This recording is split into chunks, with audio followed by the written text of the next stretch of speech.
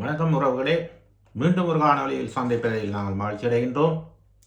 இந்த காணொலியிலே நாங்கள் முக்கியமாக சிறை கைதிகள் விடுதலை, 4 பெண்கள் உட்பட, அதைவிட யாழ் போலீஸ் தகாத உறவுக்கு அழைத்தது, திருகோணமலையில் போலீசார் லஞ்சம், இவ்வாறாக இன்றைய செய்திகளை குறித்து இந்த விடயங்களை நாங்கள் இந்த காணொலியிலே பார்க்க இருக்கின்றோம்.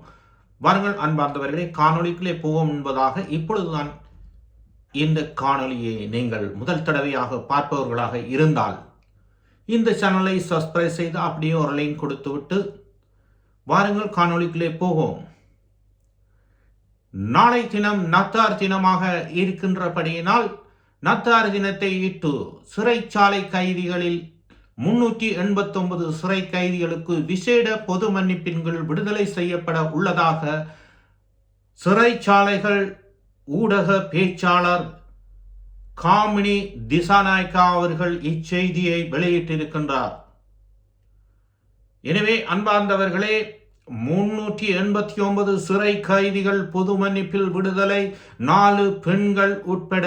இது எந்த சிறைச்சாலை, எங்கு இருக்கின்ற கைதிகள், எந்த மாவட்டங்களை உரியவர்கள் என்பது தொடர்பாக தகவல்கள் இல்லை. தமிழ், சிங்கள, முஸ்லிம் அனைத்து கைதிகள் உட்பட அரசியல் கைதிகள் தவிர்ந்த சிறு சிறு குற்றங்களை செய்த இந்த கைதிகள் நாளை விடுதலை ஆவார்கள் என்று நாங்கள் எதிர்பார்க்கின்றோம்.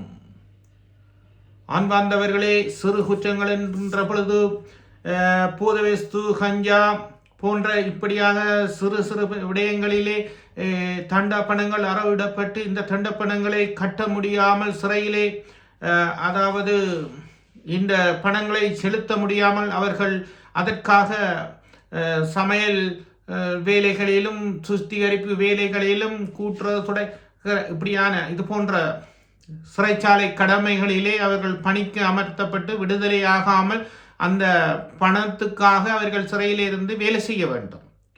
அப்படிப்பட்ட கைதிகளை, சிறு சிறு குற்றங்களை புரிந்த கைதிகளை தான் பொது மன்னிப்பின் கீழ் விடுதலை செய்ய இருப்பதாக நாங்கள் சிறைச்சாலை ஊடக பேச்சாளர் காமினி திசாநாயக்கா அவர்கள் இந்த தகவலை வெளியிட்டிருக்கின்றார். அன்புக்குரியவர்களே, சிறைச்சாலையில் இருந்து கைதிகள் விடுதலையாவது என்றால் எனக்கு ஒரு சந்தோஷம். அவர்கள் குற்றம் செய்தவர்களா என்றாலும் குற்றம் செய்யாதவர்களாக இருந்தாலும் எவராயினும் சிறையில் இருந்து விடுதலையாக வேண்டும். நானும் கடந்த காலங்களில் சிறைச்சாலையில் இருந்து விடுதலையாகி வந்தவர், பல்வேறு வட்ட சிறைச்சாலைகளிலிருந்து விடுதலையாகி வந்தவர்கள். சிலர் குற்றம் செய்தும் இருப்பார்கள், சிலர் குற்றம் செய்யாமலும் இருப்பார்கள். சிலவர் குற்றம் செய்தவர்களோடு சேர்ந்து பயணிக்கின்ற பொழுது அவரை கைது செய்யப்படும் பொழுது இவரும் சேர்ந்து அகப்பட்டு விடுவார். இப்படியான கைதிகள் சிறைச்சாலையிலே அநேகர் உண்டு. இவர்களுடைய பழகும் போது, கேட்கும் போது, இந்த கதைகளை கேட்கும் போது பெரிய துயரங்கள்.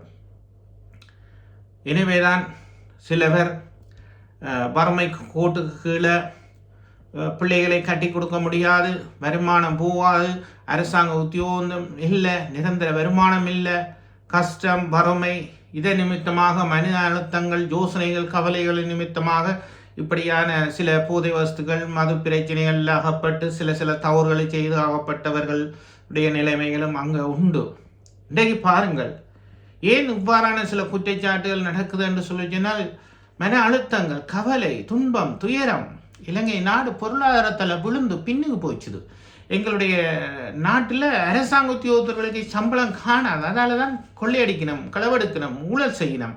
இன்றைக்கு பார்த்தால், யாழ்ப்பாணத்தில் பார்த்தால், திருவண்ணாமலையில் பார்த்தால், சில சம்பவங்களை பார்த்தால் அதிர்ச்சியாக இருக்கும். உண்மையில் யார் முதல் திருத்துறது?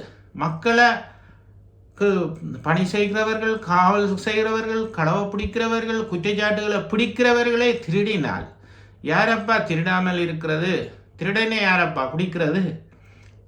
யாழ்ப்பாணத்தில் பெண்ணை தகாத உறவுக்காக போலீசார் அழைச்ச செய்தி.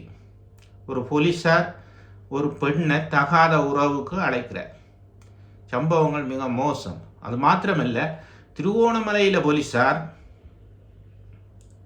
விசாரணைக்கு சென்றவரிடத்தில் 5000 ரூபா லஞ்சமாக பணம் கேட்கிறார். இந்த விசாரணைகளை செய்து விசாரணை அறைக்கு எடுக்கும் பொழுது அந்த மக்கள்கிட்ட 5000 ரூபா அவர் லஞ்சம் கேட்கிறார். என்னையா நியாயம், என்னையா சட்டம்? சட்டம் தான் சொல்கிறது, சட்டம் ஒரு இருட்டரண்ட். நீங்களே சனத்திட்ட மக்களுக்காக பணி செய்ய, மக்களுக்காக கடமை செய்ய, சேவை செய்யத்தானப்பா. நீங்கள் மக்கள்கிட்ட போய் நீங்கள் 5000 ரூபா கொடுங்குறீங்களே, அவங்க எவ்வளோ கஷ்டப்படுவாங்க. என்ன ஐயா, எப்படியா நீங்கள் திருந்த போகிறீங்க? எப்படியா நீங்கள் மக்களை பாதுகாக்க போகிறீங்க? இதுதான் சொல்கிறது. வேலி வந்து பயிரை பாதுகாக்கிறதுக்கான வேலி போய் பயிரை மேஞ்சா அப்புறம் என்னத்துக்கு ஐயா வேலி? என்னையா அரசாங்கம், என்னையா சட்டம்? அதில் ஏனையா களவெடுக்கிறீங்க, கொள்ளையடிக்கிறீங்க, லஞ்சம் கேட்குறீங்க? உண்மையாக எங்கட அரசாங்கத்தில் வந்து இலங்கையில் அரசாங்க உத்தியோகம் செய்கிற ஊழியர்களுக்கு விலைவாசிகளுடைய நிலைமைகளுக்கு ஏற்ற அரசாங்க உத்தியோகத்தர்களுக்கு சம்பளம் காணாது, சம்பளம் போதாது. சாதாரண அடிப்படை சாதாரண தொழிலாளிகளுக்கு 50,000 55,000 சாதாரண தொழிலாளிகளுக்கு இந்த சம்பளம் போதாது. கூலி செய்கிறவங்களை நினைச்சு பாருங்க, தோட்ட தொழிலாளருக்கு இன்னும் அதே சம்பளம் தான். என்ன அப்போ சம்பளம் காணாது. அப்போ அதால் தான் நான் களவெடுக்கிறான், மோசடி செய்கிறான். உங்களுக்கு போக வேண்டிய சம்பளங்களெல்லாம் உயர்மட்டம் அரசாங்கத்துடைய வருமானங்களை அவங்கள் ஊழல் செய்து கொள்ளையடிச்சுக்கிட்டு போயிட்டு இந்த மக்களுக்கு சம்பளத்தை குறைச்சி கொடுக்குறது. இந்த மக்களுக்கு சாதாரணமான ஒரு இன்றைய விலையேற்ற விலைவாசிகளுக்கு ஏற்ப இலங்கை அரசாங்கத்தினுடைய சாதாரண ஒரு ஊழியருக்கு, அரசாங்க உத்தியோகத்தருக்கு கீழ்மட்டத்தில் 1,00,000 ரூபாய்க்கு குறையாமல் கொடுக்கணும். அப்போ தான் அவன் வாழ முடியும். ஒரு 3 பிள்ளையுடைய ஒரு கணவன் மனைவி 5 மேற்கொண்ட ஒரு நபர் குடும்பங்களை கொண்ட மக்கள் எப்படி வாழ்கிறது? நான் 50,000 ரூபாய் சம்பளத்தோட 55,000 ரூபாயோட எப்படி வாழ்கிறது? ஒரு ஆசிரியருக்கே சம்பளம் போதாது, 5 பேர் கொண்ட நபருக்கு சம்பளம் போதாது, வருமானம் காணாது. இதனால் அதிபர் எடுக்கிறார், அதிகாரிகள் எடுக்கினம். அரசு மாறி இருக்குது, அரசுடைய கொள்கை மாறி இருக்குது. ஆனால் முன்னைய அரசாங்கங்கள் வகித்த அரச இயந்திரம் மாறையில் அரசாங்க அதிகாரிகள் அதே எண்ணத்தோடு, அதே கொள்கையோடு, அதே எண்ணங்களோட, சிந்தனையோடு இருக்கிறார். எனவே தான் அரசாங்கம் தான் மாறி இருக்குது. எல்லாரும் மாறணும், போலீஸார் மாறணும், கடமை செய்கிற அரசாங்க உத்தியோகத்தர்கள் மாறணும். அப்போ தான் ஏழை எளிய மக்கள் வந்து பாதிக்கப்படாமல் வாழ முடியும். எனவே இதுக்கு ஒரு மாற்றம் வேண்டும், முடிவு வேண்டும். போலீஸார் வந்து லஞ்சம் வாங்குறது, போலீஸார் போய் தகாத உறவுக்கு கேட்கறது, என்னையா எப்படியா நாட்டை பிழை செய்கிற, குற்றம் செய்கிற, தவறு செய்கிறவர்களை மக்களை பாதுகாக்கிறதுக்குரிய காவல்துறை உத்தியோகத்தர்களே ஒரு சிலர் நீங்கள் செய்கிறதால முழு போலீஸுக்கும் தானே அவமானம். நாட்டில் உள்ள முழு போலீஸும் குற்றம் செய்து பிழை செய்தண்டு இல்லை. உங்களுக்கு தண்ணி அடிக்கணும், உங்களுக்கு வருமானம் காணாதண்டா நீங்கள் வேறு வழியில் சம்பாதிக்கலாம். நீங்கள் உங்களுக்கு இன்றைக்கு ஒரு முறைப்பாடு எழுதணுமெண்டா டிப்பருக்கு பால்கட்டையை புடுங்கிட்டு கேஸ் எழுதுறீங்க. நிறுத்த முடியாத இடத்துல டிப்பர் இதில் நிப்பாட்டப்பட்டான். என்னையா பொறுத்திருந்து பார்ப்போம். நேர்களே, இன்றைய காணொலியிலே இவ்வாறான செய்திகள் தான்.